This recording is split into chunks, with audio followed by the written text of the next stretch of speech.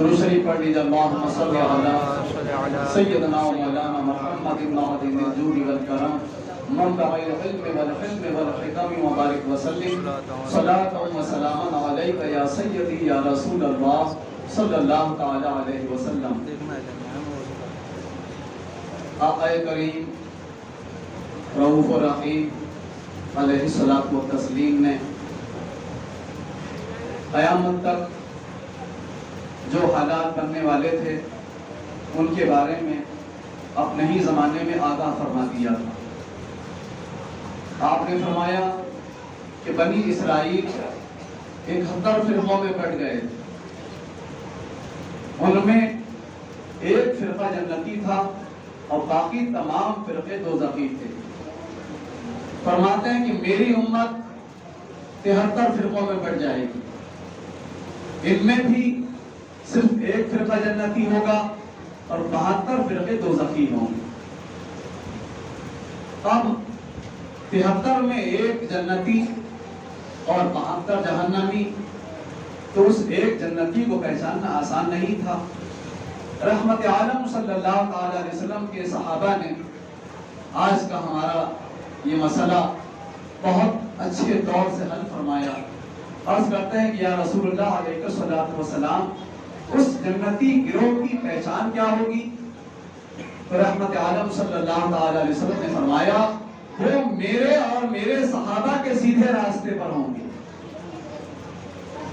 آقا کریم علیہ الصلوۃ والتسلیم یہ بھی فرما سکتے تھے کہ وہ میرے راستے پر ہوں گے، لیکن ایک آئیڈیل دکھانا مقصود تھا میرے کریم آقا کو کہ لوگ آئیڈیل کس کو مانیں گے، آئیڈیل کس کو قرار دیں گے، عملی نمونہ کسے سمجھیں گے۔ تو اس لیے میرے آقا نے اپنے صحابہ کا بھی ذکر فرمایا کہ جنتی گروہ والے وہ ہیں جو میرے اور میرے صحابہ کے راستے پر چلیں گے۔ اب صحابہ کا راستہ ادب اور تعظیم والا راستہ، صحابہ کا راستہ ادب اور تعظیم کا راستہ ہے۔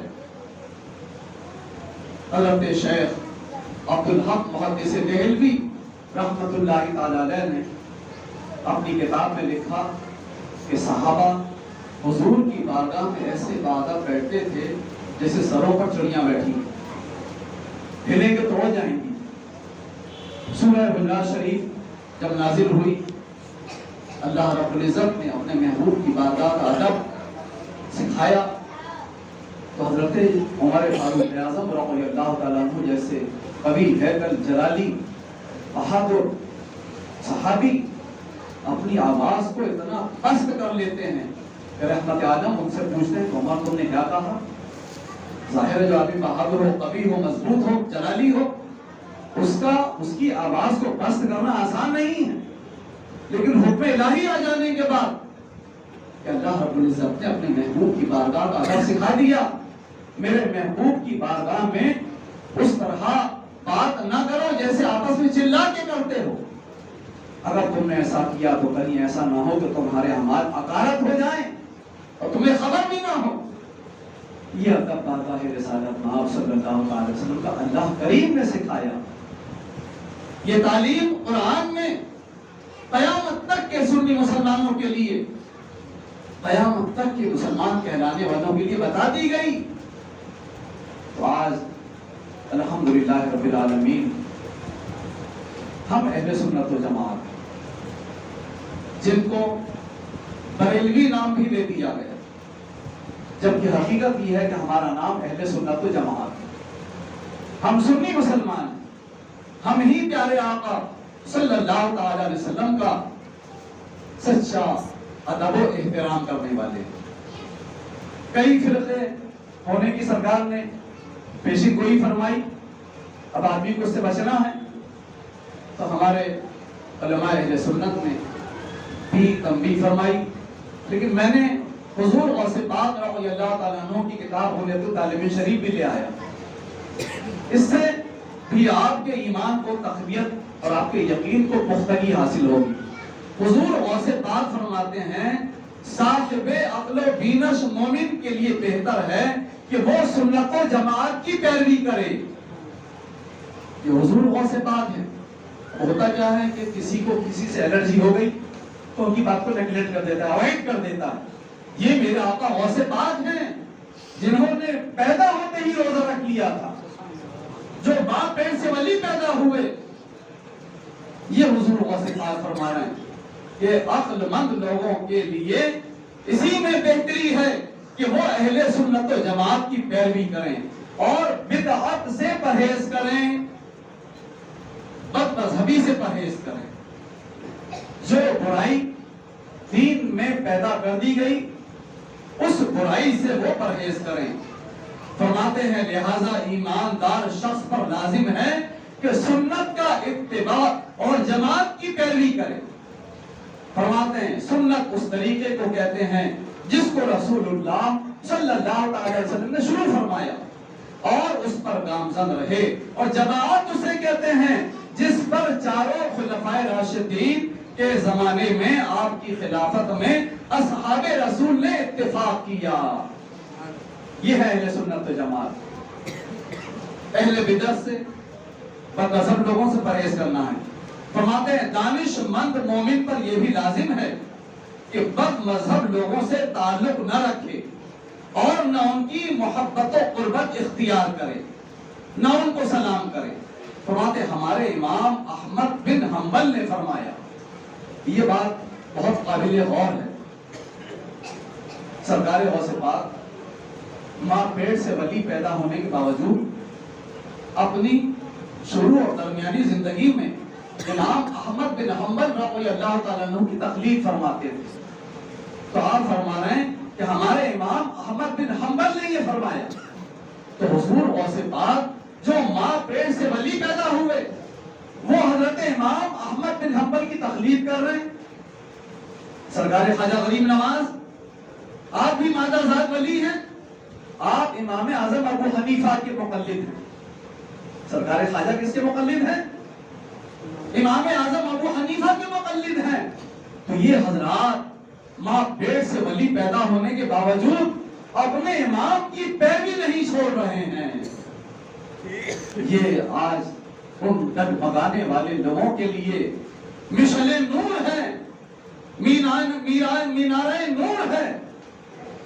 یہ ہدایت کا بہت بڑا ذریعہ ہے کہ جب وہ ہمارے آقا غوث پاک و غریب نواز ولایت کبریٰ کے اس اونچے منصب پر فائز ہو کر غوثیت کبریٰ کے تاج سے سرفراز ہونے کے باوجود اپنے امام کی پیروی نہیں چھوڑ رہے۔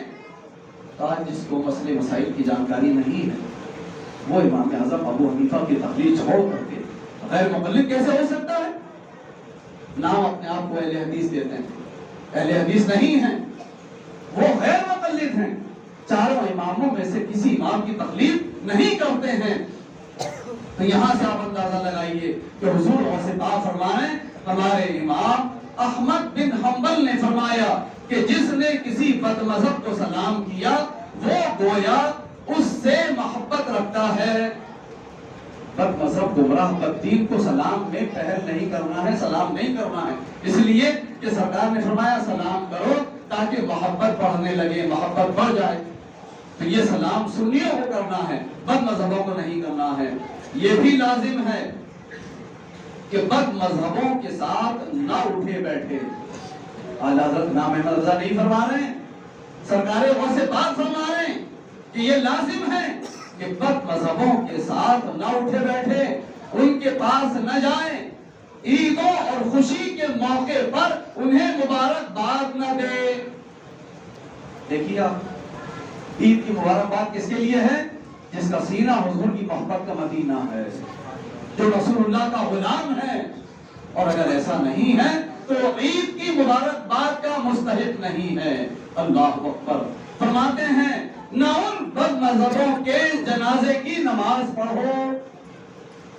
حضور غوث پاک آپ بنا فرما رہے ہیں کہ جو بد مذہب ہو گیا، جس کے دل میں بغض آ گیا نبی علیہ السلام کا، کینہ آ گیا، دشمنی آ گئی، اس کے جنازے کی نماز نہ پڑھو۔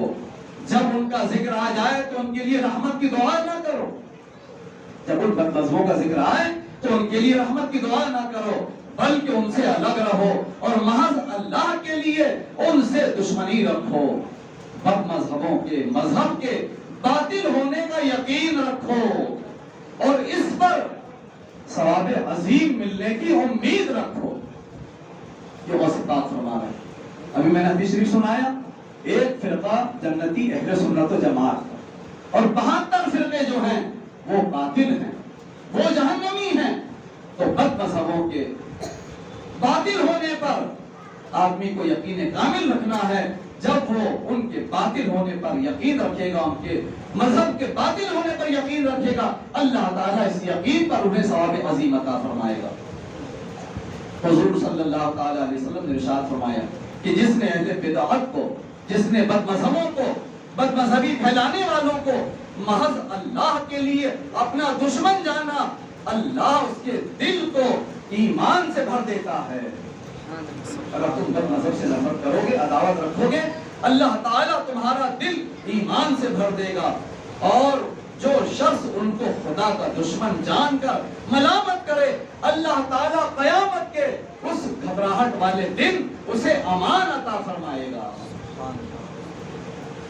یہاں اگر آدمی ان سے نفرت کرے گا, بیزاری رکھے گا, علیحدہ ہو جائے گا, تو قیامت کے اس 50,000 سال والے گھبراہٹ والے دن اللہ تعالیٰ اسے امان عطا فرمائے گا. اور جو شخص ایسے لوگوں کو قدرت ہے اور ذلیل کرے, اس کو جنت میں 100 درجے ملیں گے. اللہ قدرت ہے, اور اگر بد مذہبوں کو ذلیل کر دیں تو غوث پاک لکھ رہے ہیں اس کو جنت میں 100 درجے ملیں گے.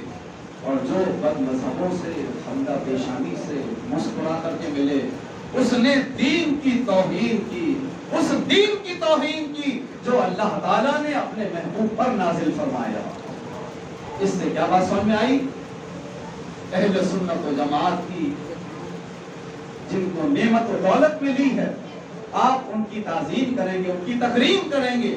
اور جنہوں نے اپنے آپ کو اہل سنت و جماعت سے علیحدہ کر لیا, آپ ان کی تعظیم و تکریم نہیں کریں گے, آپ ان سے دور و نفور رہیں گے. فرماتے ہیں اہل سنت کا اس بات پر اجماع ہے کہ ائمہ مسلمین اور ان کی پیروی کرنے والوں کا حکم سننا واجب ہے.